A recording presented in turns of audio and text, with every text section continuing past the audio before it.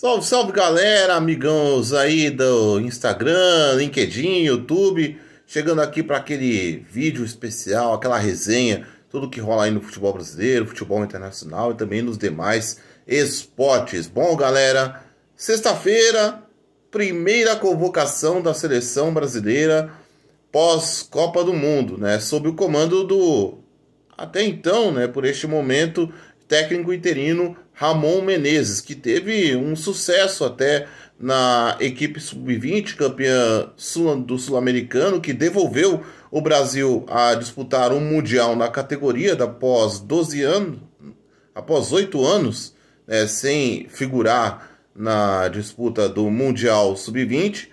E como recompensa ele vai comandar, pelo menos de maneira interina, pelo menos até junho, a seleção brasileira, né? O Brasil que segue negociando um treinador, o nome da vez é do Carlo Ancelotti, porém o treinador do Real Madrid tem contrato até 2024, mas já sinalizou que pode deixar o clube merengue já na metade deste ano. Enquanto isso, enquanto as expectativas não ocorrem, os trabalhos começam visando a Copa do Mundo de 2026, que será disputada no México, no Canadá e nos Estados Unidos. Para esta primeira lista, tem novidades, né? 11 jogadores que disputaram a Copa do Catar permaneceram. Os demais acabaram ficando de fora. Alguns por lesões, caso do Neymar, né, que se machucou no tornozelo pelo Paris Saint-Germain, e outros que acabam tendo a oportunidade. Desse total, dos 23, 9 estão sendo chamados pela primeira vez, sendo que 6 deles estão vindo da equipe sub-20, ou seja, nomes de confiança do técnico Ramon Menezes. Vamos à lista. Goleiros: Ederson do Manchester City, esse daí normal, né? Todo mundo já conhece. Mikael do Atlético Paranaense, mais um goleiro que é dos bons, vindos da equipe atleticana, né? O Furacão que revelou o Everton e depois revelou o Santos. Agora vem o Mikael, que promete ser um baita goleiro. E, claro, o Everton do Palmeiras. Laterais: Arthur do América Mineiro, Emerson Royal do Tottenham, que estava sumido há um tempo, agora volta a ter oportunidade, Alex Telles do Sevilha e Renan Lodge do Nottingham Forest. Zagueiros: Ibañez da Roma e Éder Militão do Real Madrid, Marquinhos do Paris Saint-Germain e o Robert Renan, que estava no Corinthians, agora é do Zenit da Rússia. Os meio-campistas: André do Fluminense, que vem fazendo boas temporadas, principalmente sob o comando do Fernando Diniz. Andrei Santos, a grande joia do futebol brasileiro desses últimos tempos, né, que estava no Vasco, foi vendido ao Chelsea, mas acabou não dando certo a permanência, por isso ele voltou, pelo menos por empréstimo, para jogar no clube da Colina, do Trem da Colina. Casemiro do Manchester United, que vem arrebentando no clube inglês. João Gomes do Wolverhampton, que brilhou no Flamengo até o ano passado. Lucas Paquetá do West Ham e o Rafael Veiga, tão aclamado pela torcida ao longo dos últimos 2 anos, né, pedido tanto para que o Tite pudesse convocá-lo, e agora o Veiga tem essa oportunidade. No ataque: Antony do Manchester United, Richarlison do Tottenham, Rodrigo do Real Madrid, Rony do Palmeiras, Vini Júnior do Real Madrid e o Vitor Roque do Atlético Paranaense. Esta é a primeira convocação do técnico Ramon Menezes para o duelo contra o Marrocos, que vai acontecer no dia 25 de março em Tanger, lá no Marrocos. Para essa primeira convocação, eu vejo que são os nomes que tem nesse momento, né? O Ramon Menezes acabou ousando de uma certa forma por chamar 6 do time sub-20, né, que venceu o Sul-Americano. Foi até um tanto ousado. Para quem imaginava que pudesse vir, digamos, os mesmos, pelo menos boa parte deles, o Ramon Menezes acabou apostando em valorizar a equipe sub-20 e principalmente ter um olhar especial a mais para quem está jogando aqui no futebol brasileiro, em solo brasileiro, algo que não vinha acontecendo muito nesses últimos anos. E é importante, porque por mais que os principais atletas disputem as principais ligas europeias, já tenham uma facilidade, um maior entendimento de saber como que os adversários jogam, já que infelizmente não está sendo possível equipes sul-americanas poderem duelar contra os europeus, né? Seja porque eles têm lá a Liga das Nações, que praticamente fechou, né, as seleções europeias para o mundo, né? Praticamente foi isso. Então, o jeito mesmo foi apostar mesmo somente em jogadores da Europa. Contudo, atletas que vinham atuando bem aqui no futebol brasileiro acabavam sendo, não vou dizer esquecidos, largados, mas não tinha aquele olhar, aquela compreensão toda, se não fosse apenas pelos nomes já bem conhecidos, né? Outros por muito apelo da imprensa, apelo da torcida, cobrando sempre os treinadores, no caso o Tite, para que pudessem ser levados. Desta vez, Ramon Menezes está mostrando que está atento a alguns nomes aqui do futebol brasileiro. O Everton, claro, todo mundo conhece, vem atuando muito bem já há vários anos, né? Principalmente com a camisa do Palmeiras, também no Atlético Paranaense, se mostrou um goleiraço.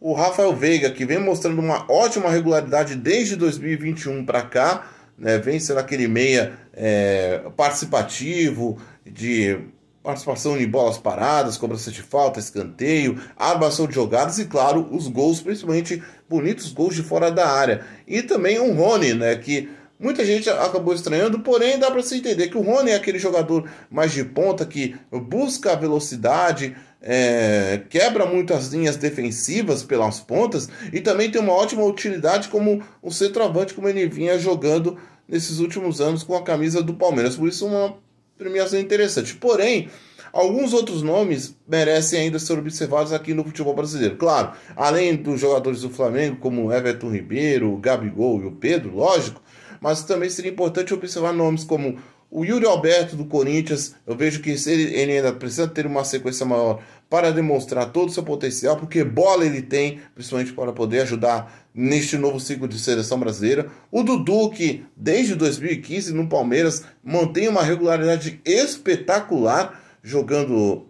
sempre bem, participando das conquistas do Palmeiras, seja com gols, com passes, ou uma vocação defensiva bem interessante. O Dudu, vejo que ainda merece ser observado com carinho para poder ser convocado, e claro, e também o goleiro João Paulo dos Santos, que tá certo que nesse começo não tá lá aquelas coisas assim maravilhosas como a gente está acostumado a ver desses últimos anos, desde 2020, quando o João Paulo surgiu. A gente sabe que ele tem um potencial gigantesco, precisa melhorar algumas coisas, por exemplo, a saída do gol e também defender pênaltis. Porém, é um nome que não pode deixar de ser esquecido neste novo ciclo de seleção brasileira. Tá certo, é só o primeiro trabalho, vai ter o duelo agora contra o Marrocos, que, não se engane, é um duelo até que interessante, porque o Marrocos está embaladíssimo, né? 4º lugar na Copa do Mundo, sediou o Mundial,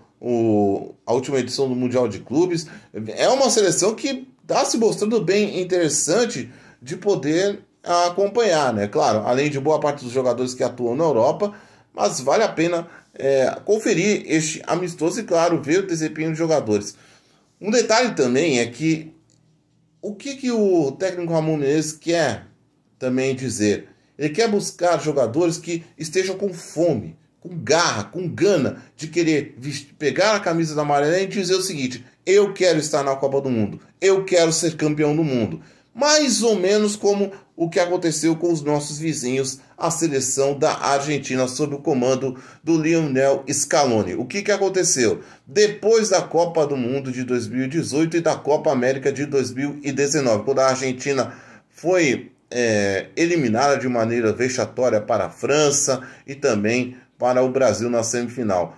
O time se fechou em volta do Lionel Scaloni, o time se fechou em prol também para o Messi, claro, ele buscar aí a Copa do Mundo, que acabou conseguindo, mas ele também se prontificou a ajudar os colegas, a ajudar todo o elenco. E aí vimos o que deu no que deu, né? 37 jogos de invencibilidade, que foi quebrado contra a Arábia Saudita, porém, um time que se manteve firme, se manteve unido e se manteve focado com o propósito de querer ser campeão do mundo, o que acabou dando certo no final das contas para a Argentina. Basicamente tem coisas que o futebol brasileiro pode observar bem o que deu certo com a Argentina e poder utilizar na sua sequência. Agora, também tem um detalhe que isso aí vai caber, claro, com a chegada do próximo treinador a comandar este novo ciclo, é que a seleção brasileira, claro, ela tem que se importar com o time, em montar um elenco, em formar um time base já para deixá-lo bem entrosado e preparado para a Copa do Mundo. Só que também esse novo técnico também tem que ser responsável por cuidar de uma gestão já vindo ali das categorias de base, ou seja, definir uma identidade de jogo que comece lá do sub-13, sub-15, sub-17, sub-20, identidade única de jogo para que os atletas que já tenham passado pelas categorias de base possam ir subindo de degrau em degrau, possam já vivenciando cada momento e assim chegar no profissional já preparado com uma ideologia de jogo única para poder arrebentar na sequência das suas carreiras. Coisa que a Espanha fez naquele ciclo vencedor de 2008 até 2012, né? Bicampeão europeu, campeão do mundo. A Alemanha também, quando conquistou a Copa do Mundo, começando lá de baixo.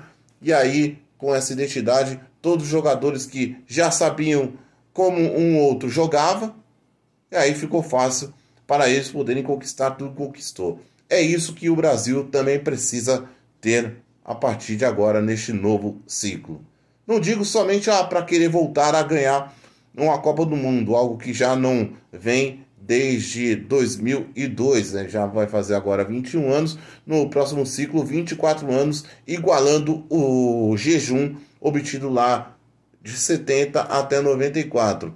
Só que para o Brasil voltar a ser protagonista de verdade, é necessário resgatar as raízes do futebol brasileiro. O que é a raiz do futebol brasileiro?